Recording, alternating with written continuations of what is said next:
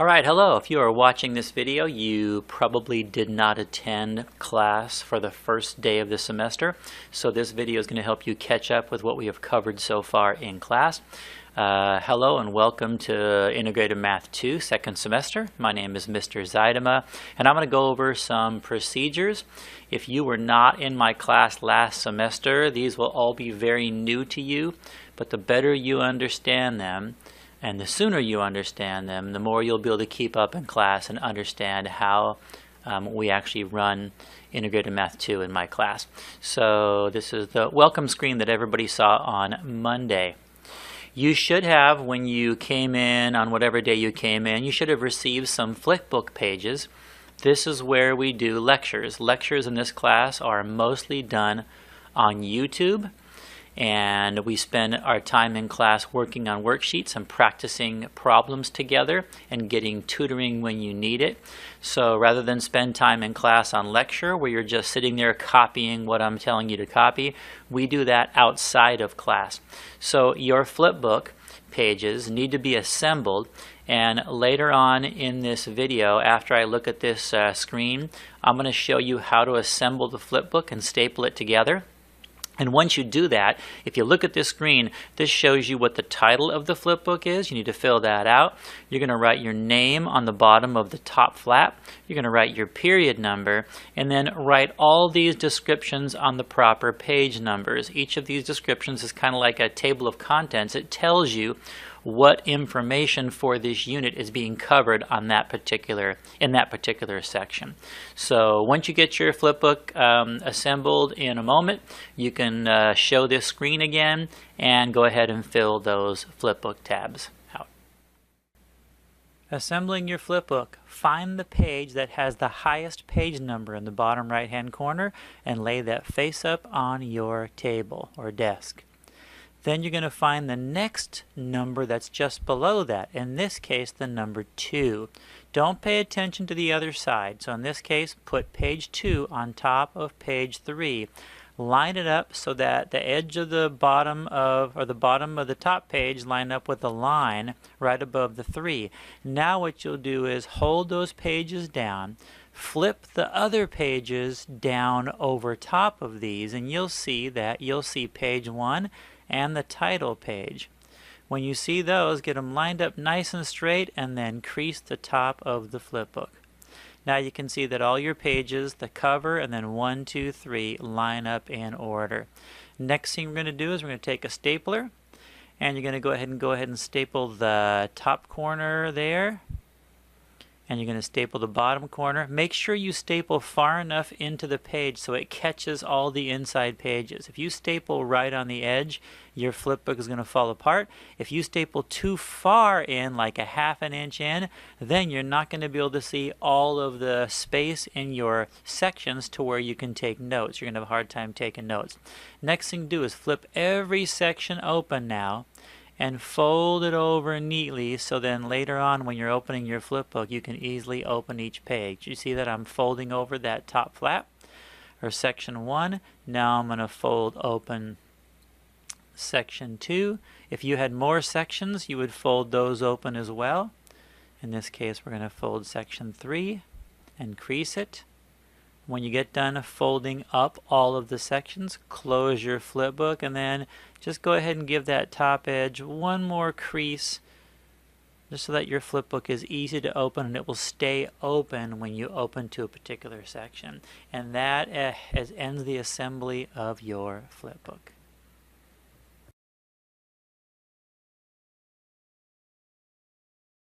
Okay, something you'll notice when you come into class each day, on the door coming in there is this sign. I need you to make sure you understand what this sign means. When it says check your attitude before coming in, it doesn't mean that every day you're having a great day, but come in ready to learn. That means get your materials out, get yourself ready for class, be ready to at least learn one new thing that day.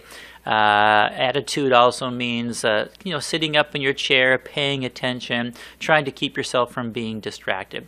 Electronics in your backpack or purse, this is very important. Not sure what your teacher had you do last semester, but in this class all electronics, headphones, cell phones, any kind of music device has to be in your backpack or purse before you come into class. If you come into class and it's visible, even if it's turned off, I'm going to let you know I will take it and turn it into administration. I don't want you to be distracted by personal electronics. We've got Chromebooks in the class that we'll be using for all of our electronic access. When it says switch off your outdoor voice, it just means not coming into a class yelling. Just come in with your normal talking voice. And we do a lot of talking in groups in this class. You need to be using an indoor voice for that. If you're talking too loud, then the rest of the class will also get loud. Inside the door before the bell rings, when you walk into class, you will see any handouts that are needed for that day will be on the table to your left when you walk in. Grab paperwork and go have a seat and get ready for class. Take out whatever supplies and papers you need. Those will be displayed on the front board for you to know what you need. And then backpacks and purses. I know some of you are used to keeping them on your back all the time or putting them on the seat behind you. I'm going to ask you kindly to put your backpack or purse below your desk. It can go next to your chair, but please have it off of your desk. And then whatever other instructions are on the board, you'll be able to follow those when you come into class. Okay, now some students choose not to do this, but I'm going to tell you I highly recommend that you use your cell phone and sign up for my Remind 101 service. Here's the instructions on the board that you can follow. If you do that, periodically I'll just send you reminders about maybe a test coming up, maybe an assignment that's due on Monday and it's the weekend, so I want to make sure you remember it. I won't send you tons of messages, but it gives me the opportunity to send you important information that you may need to know. If you rely only on School Loop for me communicating with you, I know that you're probably like most students who rarely check their School Loop account. You're going to miss very important information and come into class and say, hey, I didn't know that. And the reason you didn't know it is because you didn't sign up for the Remind 101. So go ahead and pause for a moment and go ahead and sign up for that now. And then I already talked about what the class cell phone rules are. Please make sure I do not see any cell phone once you walk in the door, even if it's in your pocket. Please make sure it's in your backpack or purse.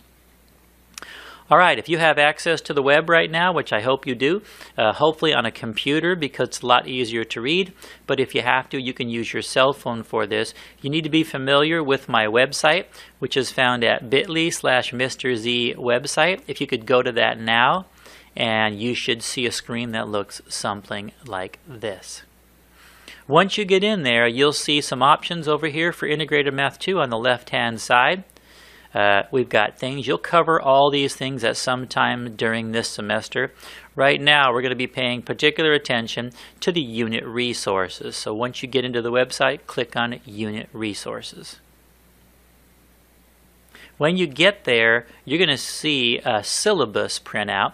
Don't look at syllabus first semester. Your goal is to look at the syllabus for second semester. I typically don't waste paper and print these out. You can actually click the View button, or if you want to make a hard copy, you can click Download and print it on a printer at your house.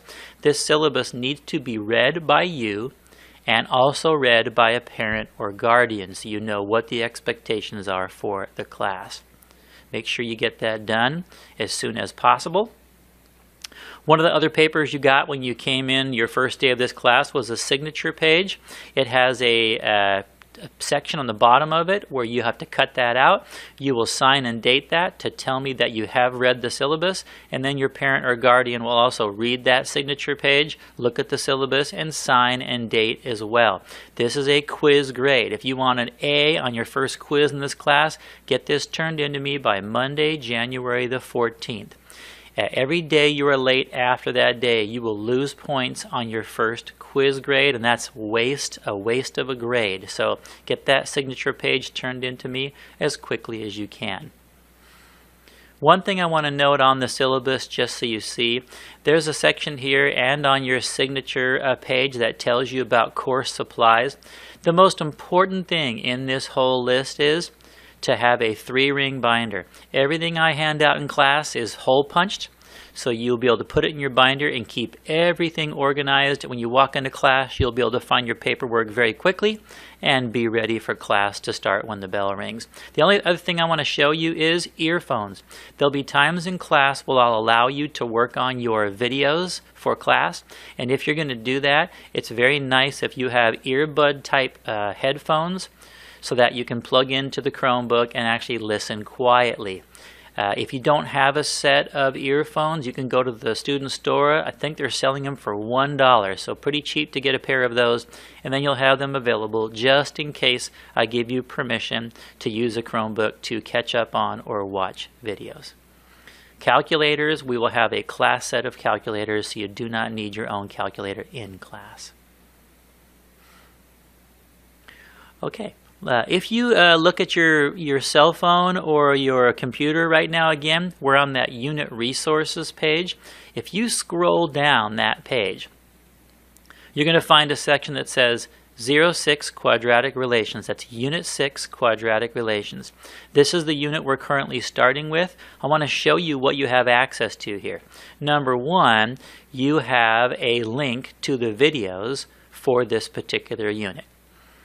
The next thing you have is you have a link to the videos for the test review sheet, which we'll be doing next week. If you want to look at that in advance, I'm happy to have you do that. Also, the Flipbook tabs that you saw in the beginning of this video, if you missed those for some reason or need to just get another set of those, you can see those here, the tabs for your Unit 6 Flipbook. And then, if you're curious to know, hey, what am I going to be having to know for the test coming up? I always post my test review sheets in advance. You can view or download that and start to work on that and get ready for the test early if you want to. And if you're interested in doing that, if you look at the top here, I actually have the entire test review sheet posted on video, so you can actually check your answers and get additional tutoring or help if you need to review any concepts that you didn't understand the first time around. The most important thing right now here is this quadratic relations video playlist. When you click on view, you're going to go into YouTube, and here is the playlist for this unit.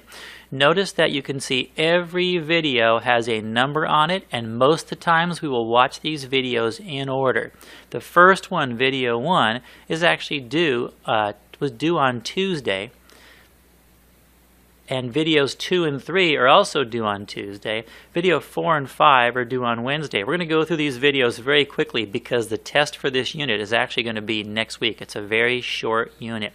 So when you get ready to do your notes in your Flipbook, you'll just click on the video that's assigned, watch the video, listen and learn, copy things down, and be ready with that Flipbook the next day in class, because you can use it every day in class except for on test day. Even on quizzes, if your Flipbook is caught up and available, you can use that to help you get better quiz grades.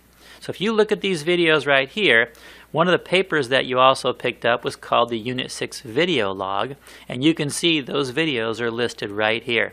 Notice that the first one was due on Monday, and the next 2 are due on Tuesday. So this date tells you what day I expect you to have that video finished. Then you come into class and you will get pretty decent points on your grade for getting your videos done on time. Plus, the benefit to you is you can use those videos then to help you do your worksheet that particular day. So if you're showing up for class on Tuesday and you're watching this video and it's Tuesday night right now, you should have these 3 videos done, and then these 2 videos are due on Wednesday. That means by the time you show up for class tomorrow on Wednesday, all 5 of these videos should be watched. I know you got to do a little catching up, but get them done. The faster you get caught up, the more you'll be prepared for class. So that video log will be with you all the way until the end of the unit. You need to pay attention to the dates that videos are due and make sure you're getting your videos done on time and getting those easy points on your grade. So that's it for day number 1 that we covered on Monday. If you have any questions, you can see me before or after school. I'd be happy to answer any questions for you. Otherwise, welcome to class, and we will see you tomorrow.